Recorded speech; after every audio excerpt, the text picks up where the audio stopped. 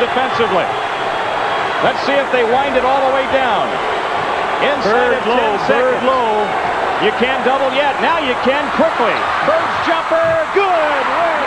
3.6 seconds left. Larry Bird gives the Boston Celtics a 2-point lead. Works for me in the summer. He mows my yard. So I see him every day. You know, if it wasn't for Chuck, I'd be averaging about 12 points a game over my career. So I have a lot of respect for Chuck, but he a lot of times reminds me of my little brother. I want to beat him as bad. Chuck Person, he definitely has his reputation. During the playoffs, he just went AWOL. Chuck and Larry down low, greeting one another once again. Bird! Oh, he has caught fire. Person. And had something to say afterwards. And look at Bird. Person didn't dare look at him. Yeah, it is a little special because I've known Chuck for a while, and we've always had run-ins, but it always seems like I get the last word. You won't believe this one. Larry Bird steps onto the court against a loud, overconfident Showboat who keeps trash-talking and flexing like he owns the game. He thinks he's untouchable, until Bird quietly turns everything around with cold precision and elite skill. No drama, no noise, just pure basketball punishment. It's funny, brutal, and legendary all at once. One of the most iconic Larry Bird stories ever told about humility meeting greatness. Stick around till the end. You don't want to miss this one. My favorite Larry Bird trash talk story is my teammate Leon Wood. He's one of the best three-point shooters in the NBA. So we all sitting in the locker room getting loose, and Bird's not there yet. This one he had won like two or three of those in a row. So everybody's in there, all these great shooters. Bird walked in and says, "Hey guys, which one of you guys gonna come in second place?" And the guy's like, "What do you mean?" He said, "Well, I'm gonna win the thing. I ain't not even worried about it. Who gonna come in second place?" Man, you could. The room just went. All the air went out the room. What about Larry? That's another guy. You know, Larry and I, we played against each other like 12, 13 years. We never shook hands, never spoke. I didn't speak to him for 13 years straight. I love Larry. My favorite trash talking by Larry, and Kevin was a pretty good trash talker too, but Larry was when they trash talk coaches, like when they trash talk Hubie Brown. Mm-hmm. And, you know, they're sitting there playing in Madison Square Garden, and he's just going like, taking the ball out of bounds in front of their bench, so the whole bench can hear him, right? And go like, "Hubie, this all you got for me tonight? Like, you got no one else that can guard me? This is getting ridiculous." Some players step onto an NBA court acting like they're about to hunt down legends, and Chuck Person was one of them. The self-proclaimed rifleman, swaggering around as if he had already collected the league's biggest trophies and was just there to confirm what he believed about himself. I started my rookie year, and first time I touched the ball, my very first game, he said, "Shoot the ball, rookie. Shoot it, shoot it, shoot it." I said, "Okay, I'll shoot it." Wow, like that, and it went in. And I said, "Don't ever tell me to shoot the ball. I shoot it every time." And from then on, it's been a battle from the last 6 years. Person uses that right arm to get Bird out of the way, and then he drains it, and then he talks to Larry. He's jawing with Larry Bird again. Person wants the ball against Larry Bird. Count it! Larry Bird never relied on flashy nicknames or big declarations to prove who he was. He simply showed up, gave you a calm, almost indifferent look, and then quietly dismantled your game with ruthless precision while the crowd erupted around him. To hear. Now, Larry Legend was a maestro on the court, and he was also a master of trash talk. And during the 1991 playoff showdown between the Celtics and the Pacers, Larry Bird had to remind the young sensational talent Chuck Person who the real king of Indiana is. And the Indiana native Larry basically told Person, "I'm the baddest man to come out of Indiana." And he even challenged Person by telling him, "You're going to come to my house and mow my lawn if we win." But Chuck Person stood on business, and he let it be known, "Hey man, we're not going to lose this series." But hey, when Larry Bird actually put his mind aside and declared it, there was no getting past him. And after an intense series, Bird and the Celtics ended up snagging the win. It all began years earlier, during Person's rookie season. Larry Bird, in his trademark calm and almost polite Midwestern tone, offered the young standout what seemed like friendly advice on the court, essentially encouraging him to take more shots. But coming from Bird, even the most innocent-sounding words carried an edge that often felt like a challenge. Person took it personally, and just like that, a quiet rivalry was born.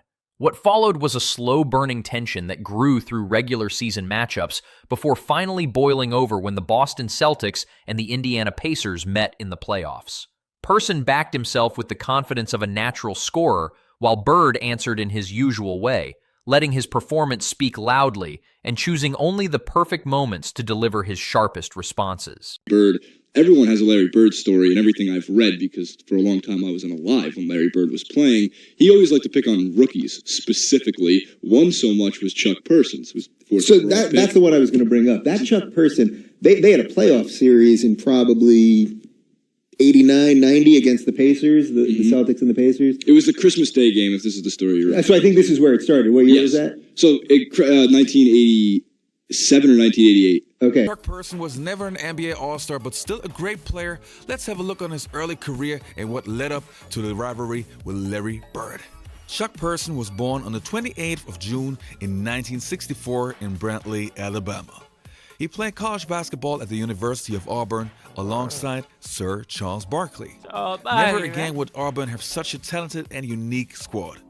In 1986, Chuck Person was the 4th pick of the 1986 draft and selected. They beat Larry Bird in college though too, because you remember Charles Barkley. By 1991, the Celtics were entering the playoffs on shaky legs, with Bird himself becoming the embodiment of worn-down greatness.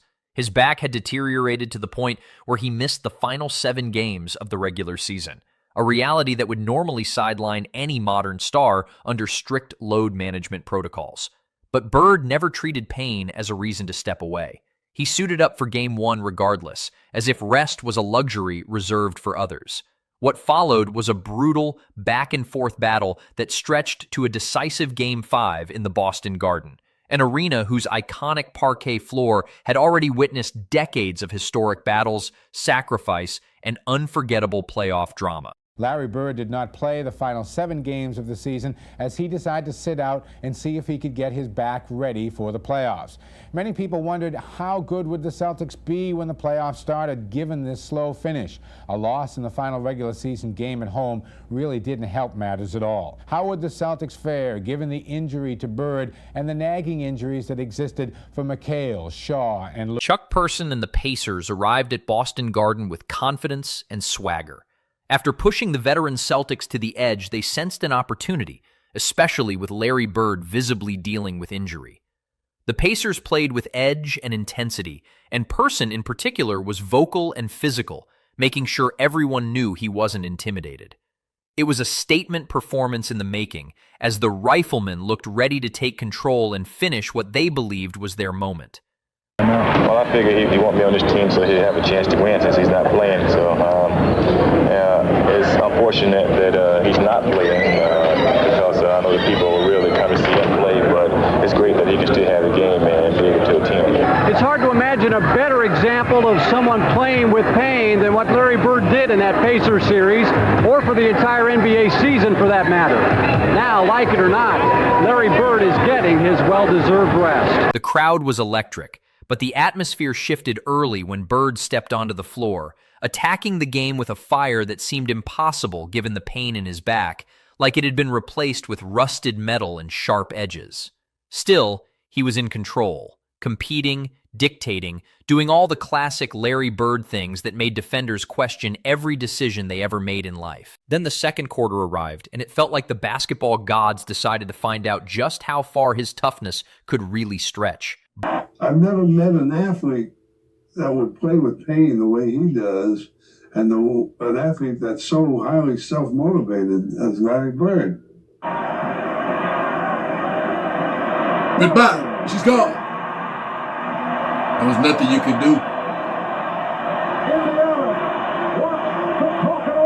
Bird went after the loose ball with his usual fearless intensity, giving everything he had and showing no concern for his own body. He dove hard, hitting the iconic parquet floor face first. The impact was brutal. His head snapped back on contact, and the crowd collectively recoiled as trainers rushed in. Bird remained down, visibly shaken, having suffered a concussion along with a fractured cheekbone. It was the kind of injury that would sideline most modern players for an extended stretch, possibly even the remainder of a series, given today's strict concussion protocols. Bird is hurt. Brown is down, and he's hurt. Here's Williams for Person. Parrish. As Bird goes after the loose ball to try to save it, he does in fact get it, keeps it in play, but he paid for it, struggling right now to get up. Right here, the swipe knocks it free. Bird on the floor, then left hand keeps it alive, but he stays down for a long time. What effort by Larry. Bird headed to the locker room, and a wave of relief seemed to sweep across the Pacers bench. Their biggest hurdle was finally out of the picture. Now, it was time to strike. With Bird sidelined, Chuck Person and the Pacers went on the attack like predators sensing weakness in their prey. They seized the moment, pushing the tempo and building momentum off the sudden absence of Boston's emotional and tactical leader. And Larry Bird is headed directly to the locker room for treatment and receives a standing ovation. Celtics PR staff has just come out of the locker room with Larry Bird. What's Larry's injury? Well, to our extent, Tom, we think he may have caught an elbow right near the zygomatic arch area near his face. Maybe a possible fracture. Right now, it took so long, which we wanted to make sure he's examined very well and very closely. Also put some ice to make sure he stayed level. And, I don't know how I'm going to feel tomorrow. I don't know how I'm going to feel Thursday or Friday. It's just wait and see. It's a game that we're playing right now, and hopefully I'll be prepared to play every game. The Garden grew tense as the crowd held its breath. Fans who had spent years watching Bird bend the game to his will started to wonder if the magic was finally fading.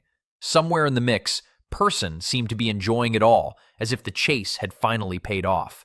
The confident showman was having his moment in the spotlight, while the legend sat sidelined, wrapped in tape and ice, a rare, vulnerable sight. It felt like a shift in power, or at least the setup for a dramatic upset. Sensing blood in the water, the Pacers pushed forward with full intensity, refusing to let the opportunity slip away. Leads Indiana with 13 points, and the Celtics back up by 3. Person, 3 times 3. Chuck Person. You think he's feeling it? I'm sorry, they're looking to post Chuck Person up. I think they got the wrong man feeding. They get it inside, though. Person flipped it in. He's been a one-man wrecking crew of late.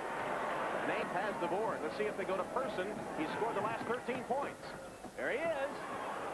Yes! Then something happened that still feels almost unreal, even years later. Larry Bird reappeared from the tunnel like a character straight out of a horror film who simply refused to stay down.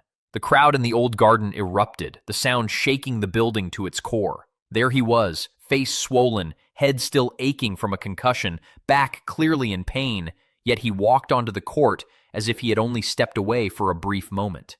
No theatrics, no announcement, just Bird doing what he always did, showing up when it mattered most and changing the mood of the entire arena. The shift in momentum was instant and jarring. The Celtics drew energy from his return, and the entire atmosphere flipped in their favor, while the Pacers suddenly looked unsettled and overwhelmed. May or may not be back. May or may not. We'll know more. All right, that's a report on Larry Bird, Mark. And here comes Larry Bird. But certainly this out of the pages of Willis Reed in Game 5 of the championship series involving the Knicks and the Lakers in 69-70. Pindy wants it harder. Sanders at 6'6", giving away 3 inches to Bird, who's trying to post him up through the foul. Yes! And it counts! What followed was classic Larry Bird, pure toughness, skill, and relentless competitiveness all in one. Even with blurred vision and a fractured face that would have sidelined most players, he delivered elite passing, clutch scoring, and the calm leadership that lifts everyone around him. He finished with 32 points, 9 rebounds, and 7 assists in a 124,121 Celtics win that eliminated the Pacers. Reggie Miller and Indiana had their moments, but once Bird returned to form, it felt like trying to compete against someone who already knew every answer before the question was asked. His presence alone shifted the entire rhythm of the game. In the end, what was supposed to be a statement series for Indiana turned into another unforgettable chapter of Bird's legacy, where even at less than full strength, he refused to step aside and still dominated the spotlight. Bird's got it. Up ahead to Lewis. Parrish and D. Brown are with him. Reggie takes it. Got it! Pops out again. Takes it to the hole this time. Left-handed for 2. I think, barring injuries, the longer this series goes, the better for the Celtics. Bird for two. That's the half-court offense, Mike. Yeah. And Person will be called with the foul. And Person and Bird have a few. One of the most memorable moments came late in the game. After knocking down a crucial three-pointer, Bird turned toward the Pacers bench, where Person was seated, and delivered one of his trademark quiet but cutting remarks. In true Bird fashion, it was something along the lines of wishing him a Merry Christmas in the middle of May, delivered with perfect timing and zero extra flair needed. The shot itself went in as if the moment was already scripted, adding to Bird's reputation for coming through when it mattered most. Person had spent the series talking, but Bird responded the way he always did, through big buckets, steady leadership, and a sharp sense of humor that made the silence afterward even louder. It's still a favorite among old-school fans who remember how effectively he could back up his game with just a few words. Intimidate Larry Bird late in the fourth quarter, but all it did was make Bird more determined. Person's making an issue out of this as Bird is jarring with him. Person. Bird stuffed him and had something to say afterwards. That's the play of the game right there. Bird wants it on Person. And the foul on Person. And look at Bird. Person didn't dare look at him. Bird in the open court. Over Williams. Yes. This entire saga perfectly reflects the beautiful brutality of that era of basketball. Players pushed through injuries that would keep entire modern rosters sidelined, and they trash-talked with a confidence that felt like its own competitive discipline, then backed it up with performances that often looked superhuman. Larry Bird, in particular, wasn't concerned with minutes restrictions or long-term load management. He played because the Celtics needed him, and quitting simply wasn't part of his mindset. Nothing about it was normal, and none of it was sustainable. And maybe that's exactly why the story still lives on so vividly. It's told with wide eyes and a smile, because it represents a kind of toughness and competitive fire that feels almost unreal by today's standards. The NFL is great because that's when Chuck and Reggie Miller was coming up. They're like, okay, we're taking over. Now we're the new team in the East. And Larry, again, he was going through the back issues and trying to be healthy and was playing at a high level. The rifleman, he had all the antics and things like that. And Larry's like, listen, I'm the baddest man to come out of Indiana. Like, you just hold in place right now. And if I win the series, you're going to mow my grass at the end of the series. I'm like, okay, mow grass. This kind of bet we're talking about now. He's like, you're going to come to my house and mow my grass and we win this series. Right? Chuck Person was no ordinary player. He was a skilled scorer, a confident competitor, and the kind of bold personality that made rivalries more intense and entertaining. He brought energy, toughness, and attitude to the Pacers at a time when they needed exactly that edge. But in doing so, he picked the wrong target to test himself against. Larry Bird didn't just defeat him, he dismantled the entire idea of showboating, all while appearing as if he had just walked out of a wreck minutes earlier. There's a certain poetic humor in it, an outspoken rifleman being completely silenced by a quiet man from Indiana who treated pain as nothing and victory as something almost inevitable. People's pain thresholds are different. Some guys will dislocate a finger and go ahead and play with it. Some guys can dislocate a finger and be out 6 weeks. Right. I think it's just something within your body that some guys have a good pain threshold and some don't. But to me, I'm just so glad I got the NBA and made it. I didn't want some little injury messing up my whole season, so I try to play through it.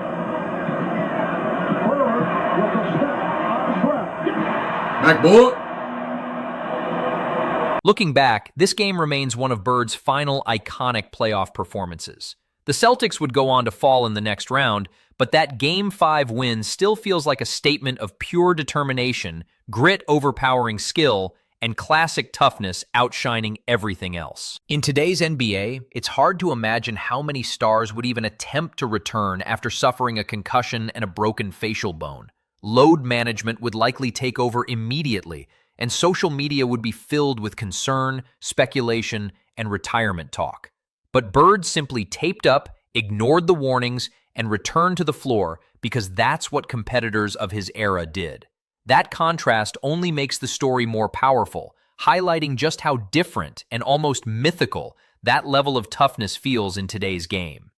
Who was a pretty good player. Nice player. I don't know that he ever made an All-Star team, but the guy could shoot. Rookie of the year. He was I the thought Rookie of the Year. I wouldn't be surprised if he made an All-Star game. And, had, in a way, he was a lower grade Bird. Obviously nothing close to Bird, but he was a clutch guy and could shoot and everything. I remember that game, and then it went on in the playoffs and it continued. I mean, they went at it, and it was a joy. It was like watching something beyond the game, and that's what's missing. The story that comes from that, by the way, is during the Christmas Day game.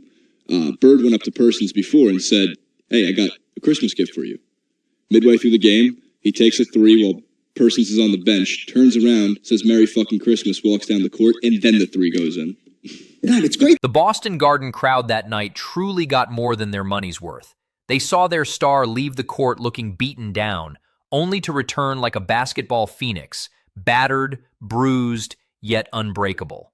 The roar that followed his comeback still lives on in highlight reels. His teammates lifted their intensity, finding another level in his absence and return, while the opposition seemed to lose its confidence. On the Pacers bench, Chuck Person and his teammates likely realized that chasing greatness is one thing, but stopping it when it refuses to fade is something else entirely. Bird didn't just finish with a win, he dominated every layer of the night, physical, mental, and emotional. It became one of those performances that outgrows the game itself and turns into a story passed down through generations. I was like, yeah, man, we ain't losing this series. We won the series.